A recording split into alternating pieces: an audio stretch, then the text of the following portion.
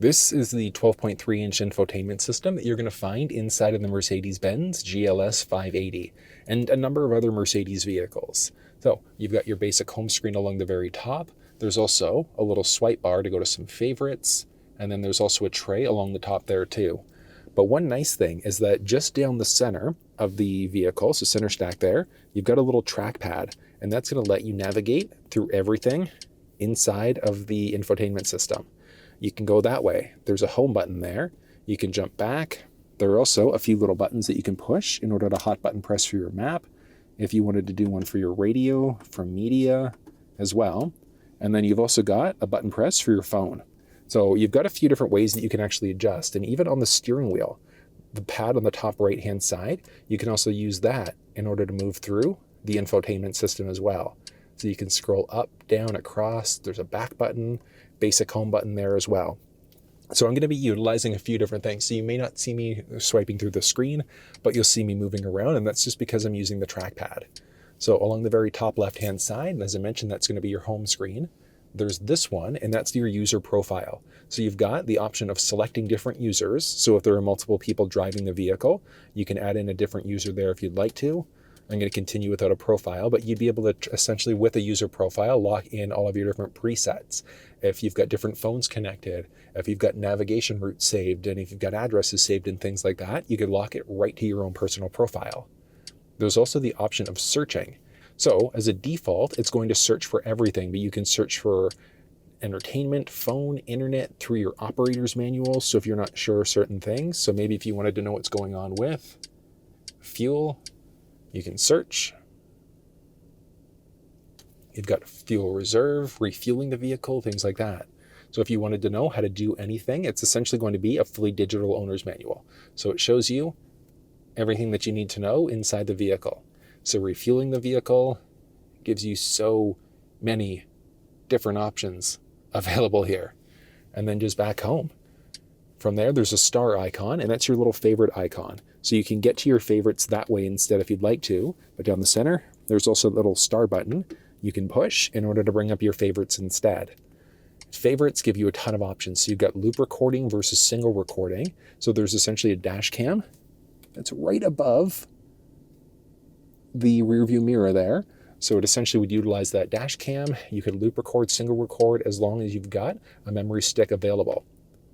So recording on a USB stick, if that was available there. So very useful if you wanted to essentially use the vehicle as a dash cam, which is great. Next up is going to be adding in a phone. So you can see there, no phone's currently connected. You've got two different options. So let's start off and connect a device. I'm going to start off on the iPhone side of things. So you're just going to hop into your Bluetooth, look for the name of your vehicle and connect through. And here we go. PIN numbers match up. So yes and pair.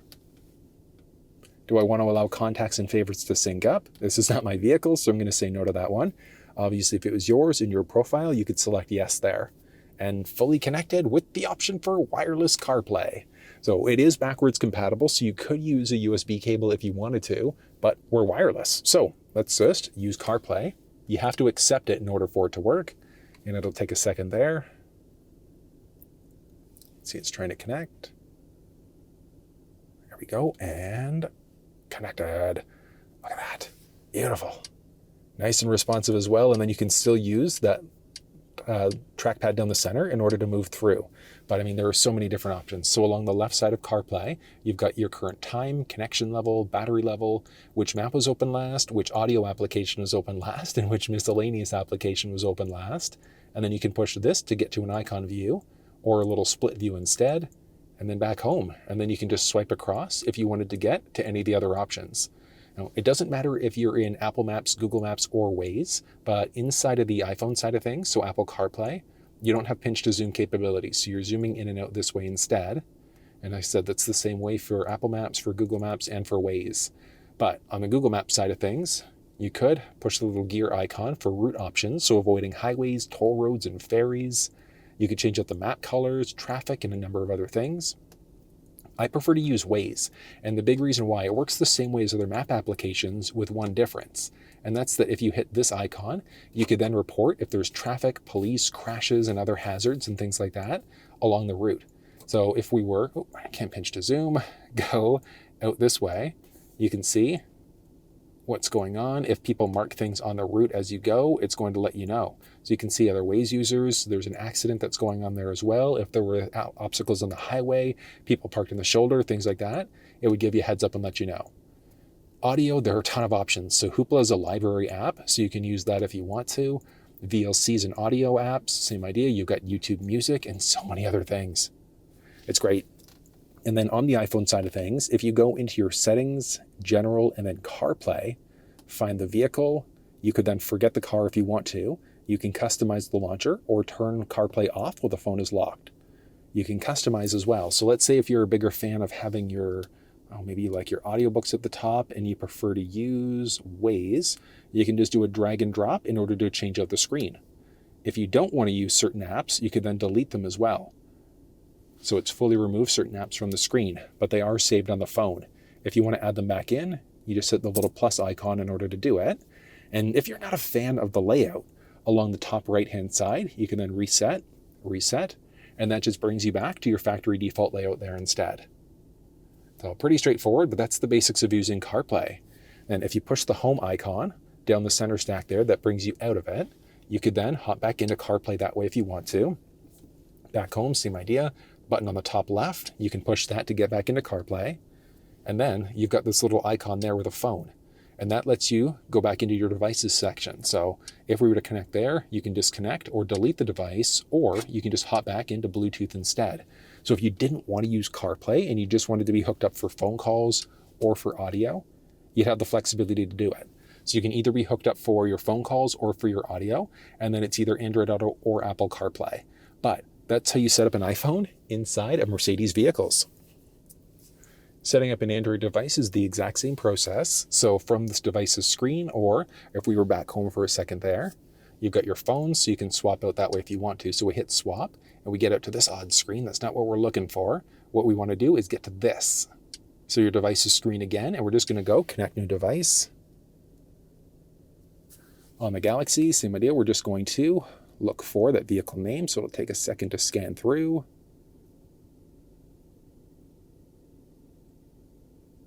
There we go. Once it shows up, going to connect. There we go. Numbers match up, so we're going to hit yes and OK.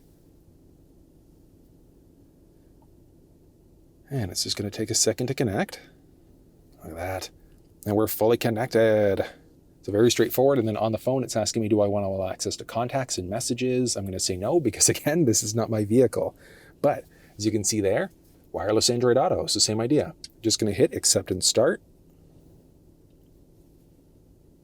Perfect. And here we go.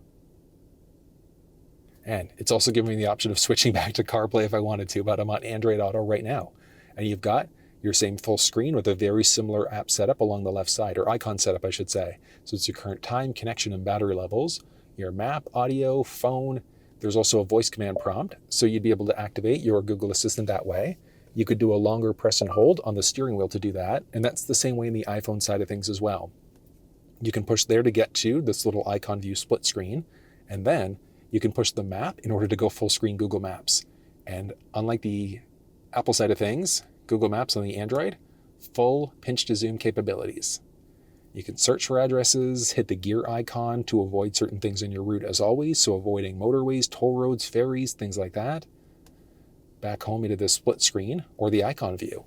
Now, one thing I'll point out, you can see there that Waze is actively installed on this phone and you can use it.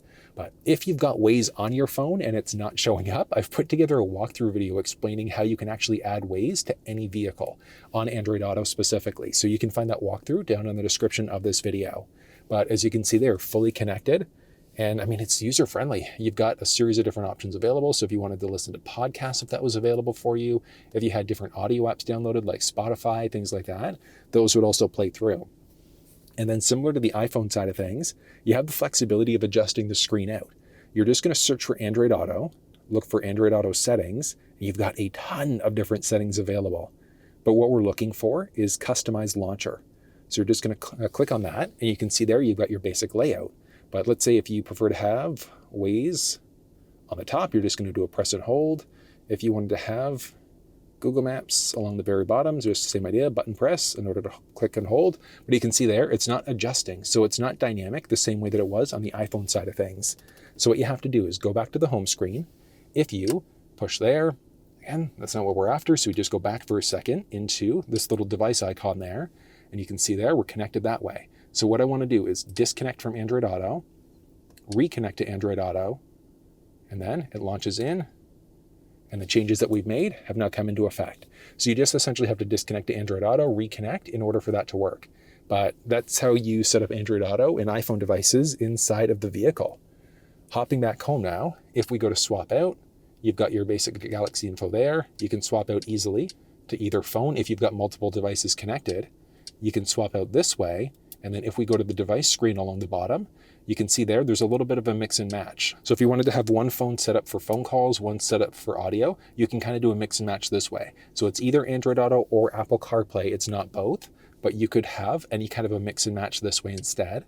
Or you can push there in order to delete the device, delete, and delete the device, delete, and yes, and you're set to go. And that's how you set up Android and iPhone devices inside of the vehicle.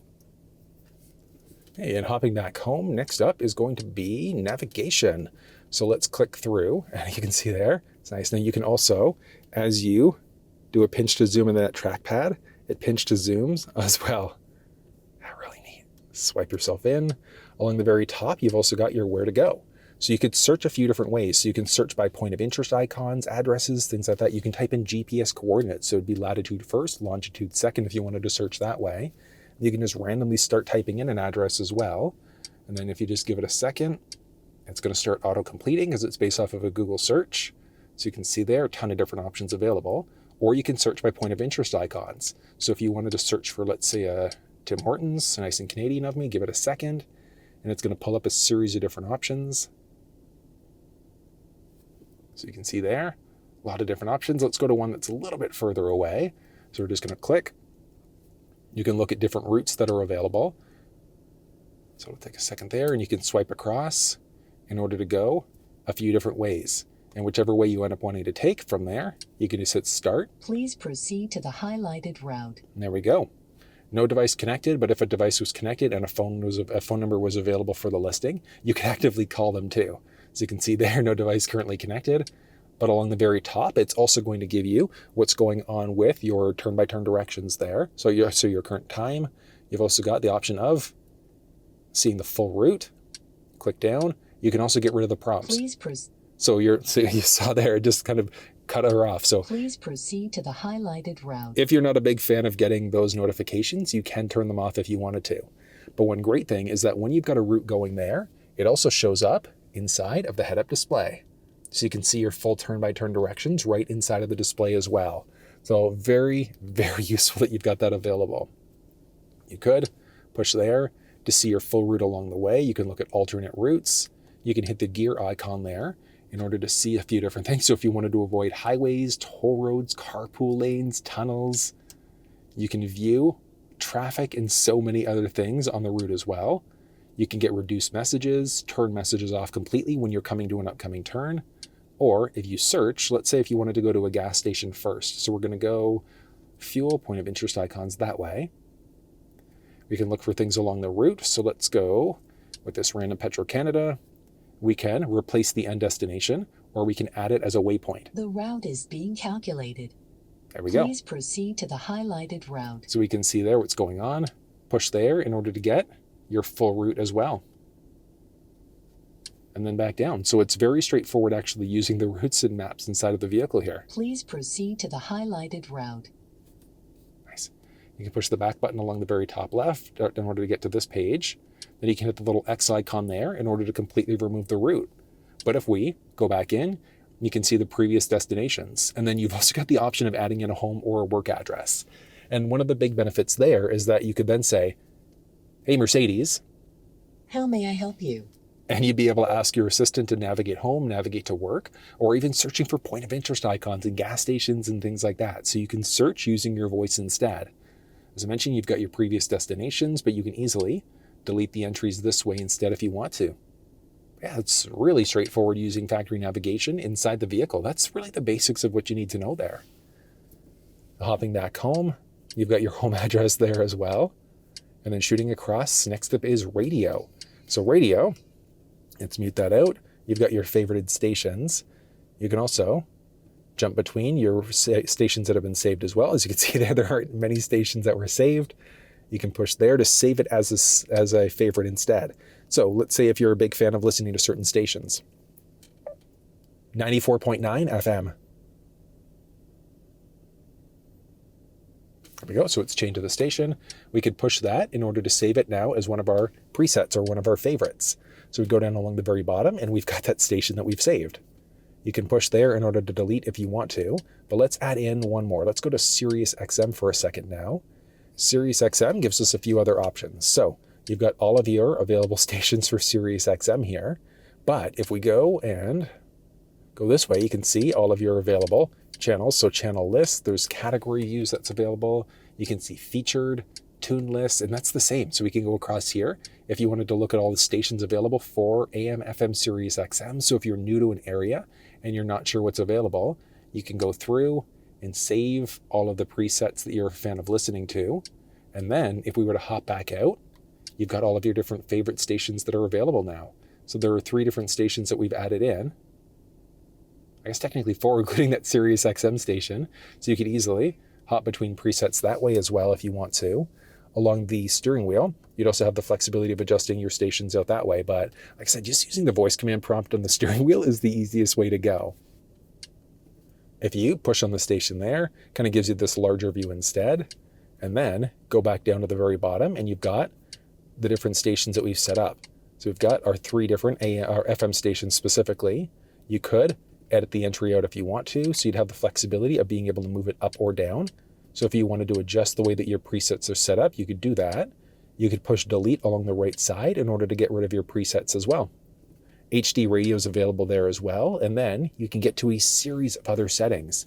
So you could look at your personal sound profile as well. And this is going to let you really customize the sound for yourself. You can look at your equalizer, so adjust your bass, mid-range, and treble. What I find in the vehicle is bass cranked by 2 points and treble down by 1. In my opinion, gives pretty good audio, but that one's going to be a matter of preference. You can adjust the balance and fade for that one. What I usually recommend just on the screen, adjust out. So if you want it focused on the driver, people in the back seat, recenter out instead for everybody. You could then adjust your sound focus. So do you want it focused for people in the back or in the front? Let's see, FM, do you want to have your HD radio data? Do you want that text information showing up as well? And then for your internet radio. But I mean, it's straightforward there. And then, yeah, that gets us back to all of the different radio settings as well. And then back home. You could mute out audio that way if you want to. So it's straightforward doing it that way. Just down the center stack there, there's also a little rocker. So you can adjust your volume that way. So you can slide up or down or push in the middle in order to mute.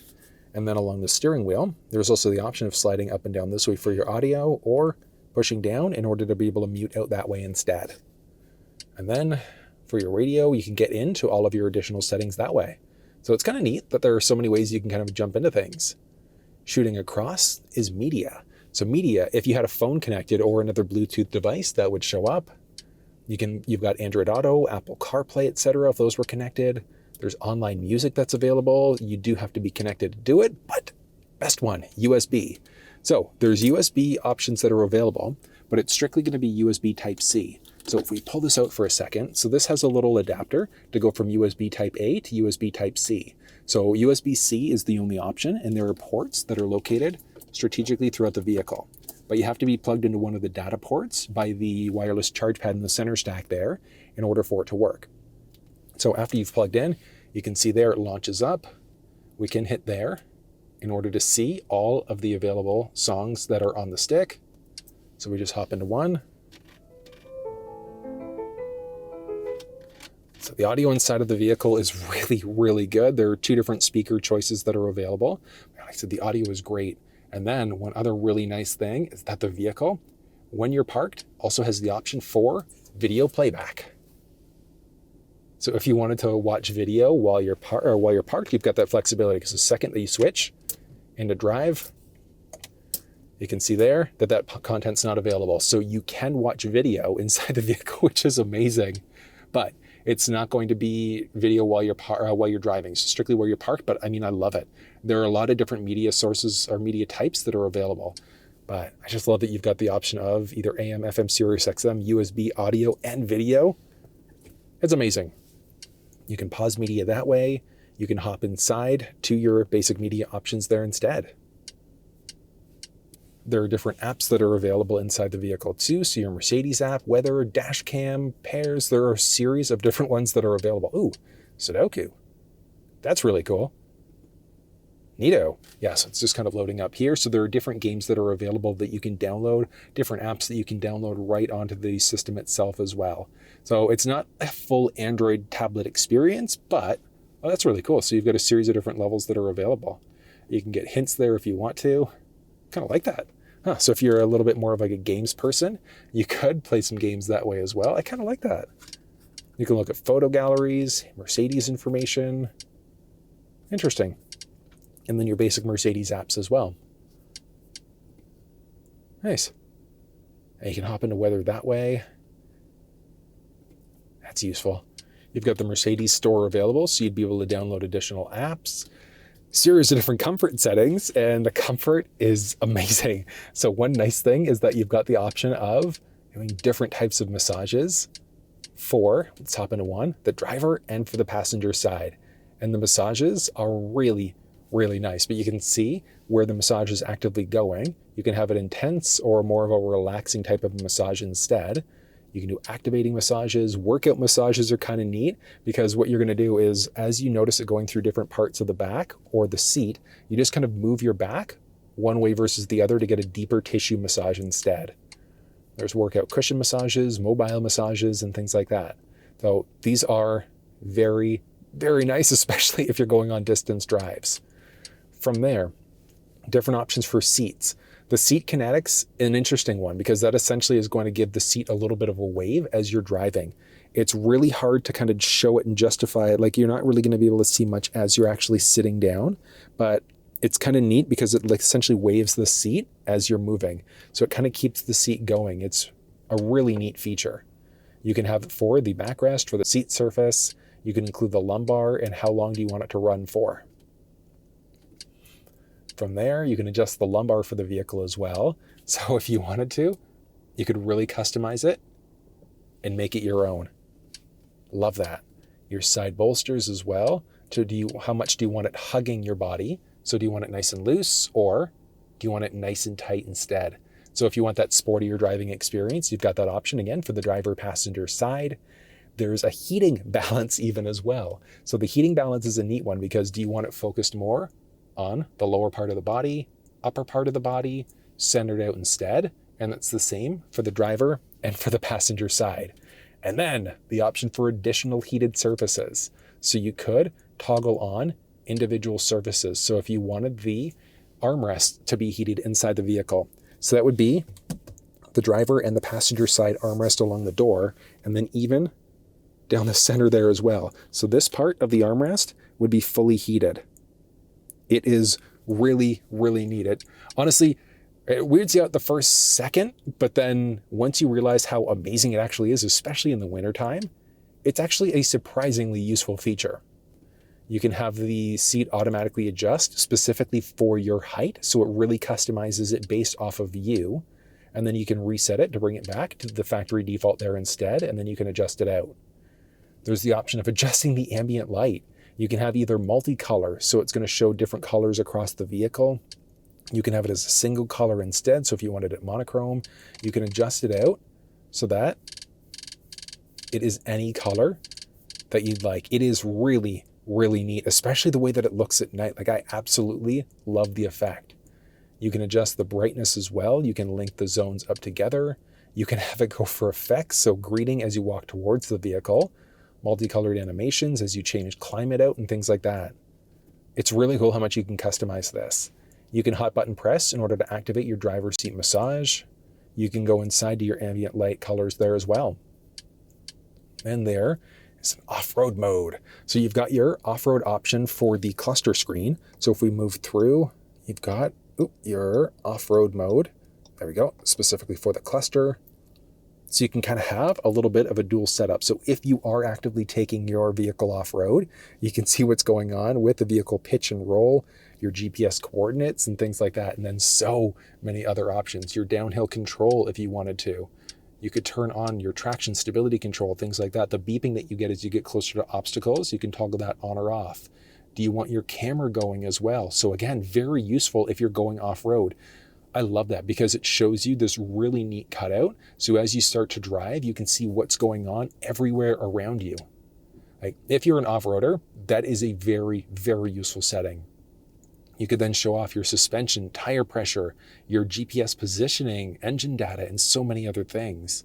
You can also do it on both sides. So if you wanted to customize it, you can see your elevation. So a lot of this info is kind of duplicated in the cluster. So if you had the cluster set to the off-road mode, you wouldn't necessarily have to go to the mode here, but it's really, really neat that that's available. Nice. Then back home, you can hop into that camera or back into that camera mode instead if you want to. You can see your consumption info, and it's brutal right now just because it's since the vehicle was last started and I'm just sitting here doing an explainer. But as you start to drive, you will notice that that drops. But you can see your overall economy based off of a shorter versus a longer period of time. Your basic vehicle information. So you can see how much power you're using for certain things, which is kind of neat. Your vehicle pitch and roll that way. You can see which wheel is getting which amount of power, how the suspension's actively working. And then you can also adjust the ride height that way as well. So you can see there, as you adjust out, you can go plus, minus, etc. in order to bring the vehicle up or down, and it's going to show you the current ride height. For your engine, oh, that's really cool. Ooh, I love that. That's really neat. So you can see your current engine temperature as well, oil temp. You can see how much torque you're using, what horsepower you're using as well. That's a really neat setting. I love that. And then back home, you can get back to your consumption levels there. So like a quick button press for your vehicle info there as well. And then shooting across to a series of additional settings. So you've got your intelligent access specifically for your voice assistant. So rather than pushing the voice command prompt on the steering wheel, like you could push that way if you wanted to activate your assistant, but you could also just say, hey, Mercedes. How can I help? And then the vehicle would be able to help you out with things like changing songs, radio stations, navigate using your voice. And there are some other cool ones available. Hey, Mercedes. How may I help you? Open the sunshade. I'm opening the roller sun blind on the sliding sunroof. So you can get the vehicle to do a lot of different things, which I just think that is so cool at the same time. Hey, Mercedes. How can I help? I love you. I also love to spend time with you. So ridiculous, but so funny at the same time. All right, and shooting back across. I love this car. This is amazing. There's the option for doing direct commands, online voice control, proactivity, nothing exciting there. You can have it suggest things based off of your user profile. And then this one, so you can adjust the brightness of the display if you want to. So if you want it brighter versus darker, you've got that flexibility. You can switch the display on or off. So if you're not a fan of having the infotainment system turned on, you find it too distracting. You've got different graphical options. You can lock or unlock the rear tablet, which is kind of neat. That rear tablet, I love, but you can control all of the different options inside the vehicle using that tablet. On top of that, you can also change out the units. So if you're in miles or kilometers, so inside of the cluster screen, let's go to just our classic view there. So you can see as you jump between miles versus kilometers, it changes up the digital speed for you as well. Additional speedometer, whether or not that one shows up. So you can see it right along the top there. So if you're in miles, that's going to be kilometers. Kilometers, it'll be in miles. So it is kind of useful from that perspective. Different languages that are available as well. So you've got Dutch, English, Spanish, French, Italian, Portuguese. Wow. Amazing. There are a boatload of different languages available. Keyboard languages, handwriting recognition. So that'll be down the middle there. So as you're writing out, creating notes, reset your dictionary, You can control certain elements, so your touch control that we're using here. How sensitive do you want it to be? Do you want to get haptic feedback as you push, yay or nay? It is actually fairly useful. One thing that I will note is that if you notice that the buttons down the middle here, so any of the buttons along the outside aren't working, down the sides there as well, or if you're not getting response from the actual trackpad, just do a full factory reset on the screen. So if you reboot the screen, that's going to solve any issues that you might be having there. Audio, let's see here. You can adjust different audio volumes. So if you wanted to adjust volumes for your voice, entertainment options, parking system. So if you wanted to avoid the beeps that you get as you back up, what levels do you want it to be set at? That's available. Internet and Bluetooth, nothing exciting. The vehicle does have the option for a wireless hotspot. You can toggle that on or off. You do need an active connection in order to be able to set it up, but it is available there. And all you're going to do is just scan the QR code in order to connect to that wireless hotspot. Nothing overly exciting. Data protection. So if you wanted to be able to lock this system out, you can just add in a pin in order to do that. So really good from a safety perspective. You can easily adjust the date and time. With it in auto mode, it's also going to just do everything for you. So it'll automatically set the date and time. But you'd have the flexibility to adjust out to specific time zones. Where that comes into play is if you're straddling a time zone and you find that your time is constantly switching back and forth. So if that's for you, you can permanently lock it out to a specific time zone instead. How do you want the day and time to be displayed? You can adjust the time out, so plus or minus a few minutes. So really good if you tend to run a little bit late. You can set yourself ahead a few minutes that way. And then do you want to adjust for daylight savings time? Yes or no? Or do you want to just have the vehicle determine if daylight savings time is active? Software updates, if they're available. So you can see there, the screen does have to do an update. It takes about 10 to 15 minutes or so for the update to actually happen. And then I think that is it. And then reset. Yeah, so as I was mentioning, so if the buttons, I found that sometimes the buttons don't respond properly. So if that's happening for you, so any buttons down the center there, along the top or the trackpad, if these aren't working properly, just do a reset. And that's going to give you the flexibility of resetting. It takes a few minutes to reset, but that's just going to bring you back to your factory default screen there instead. So very useful if you're getting any sort of weird issues and things like that inside of the screen, or if you're selling it. This is a press vehicle, so when I go to turn it back in, I'm just going to do a factory reset to bring it back to the factory defaults there instead. You could turn the whole display or the system off that way instead. You can also hop in order to adjust the different system information. So you can get to some different things a few different ways, and even phone. Like there was a section specifically for phones a few pages over, but you could then go through this screen in order to be able to jump between all of your devices, look at your device information, and things like that. The only other thing that I'm going to point out is going to be down the center. So you've got dual zone, well, I guess it's up to 5-zone climate control inside the vehicle. I'll show you that one in just a second, but you've got dual zone, so different for the driver passenger. If the passenger is set up to something different, you can hit sync in order to sync the passenger to the driver's side. You've got your air conditioning, circulation, the rear defroster, 4-way blinkers, max defroster. Do you want to be in auto mode, or do you want to be able to adjust out the airflow yourself? And then when you do that, look at this. First row seats, second row, you can toggle that whole system on or off as well. Third row, same idea. You can toggle the whole system off that way. So you've got up to 5-zone climate control inside the vehicle, which is ridiculous, but amazing all at the same time. So what you could do is adjust the volume out, or the volume, but you could adjust the climate out, I should say, driver, passenger this way.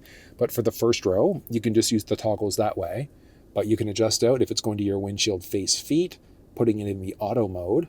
You can do windshield face feet for the passenger side. You can sync up the passenger to the driver's side.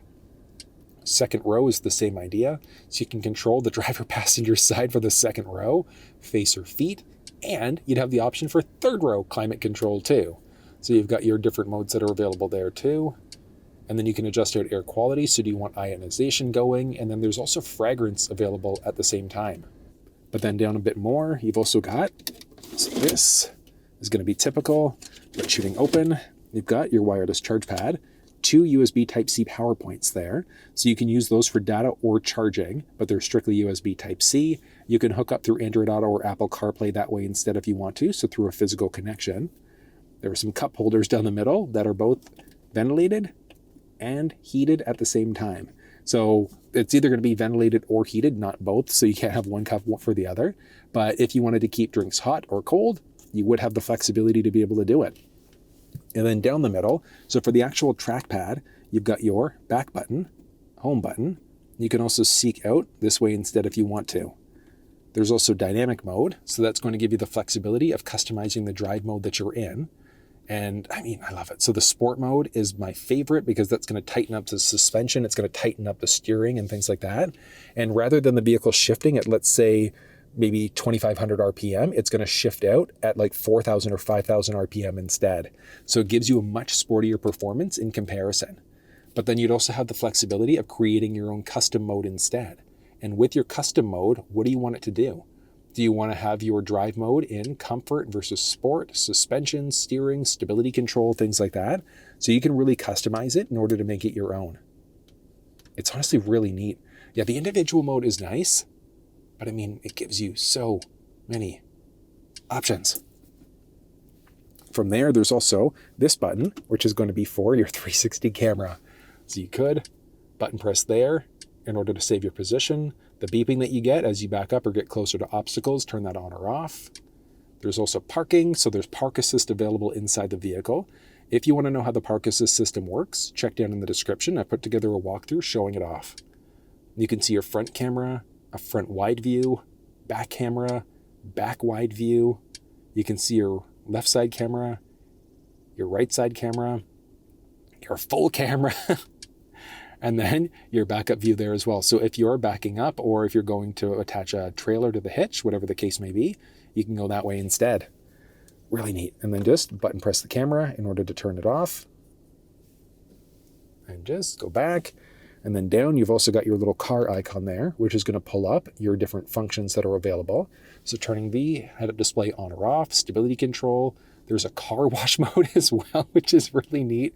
So what that's going to do, it's going to raise the vehicle, fold them in, make sure everything's closed, all the sensors are off and things like that. So if you're going through a car wash, I mean, it is kind of neat that you've got the flexibility to be able to enable or disable that. And then there are a series of other options that are available as well. Pretty neat. From there, there's also the option of pressing in order to get into your map. Button press for your radio, media, and then your phone if that was available too. Oh, I know that's a lot of information, but that's everything you need to know about the infotainment system inside of Mercedes vehicles.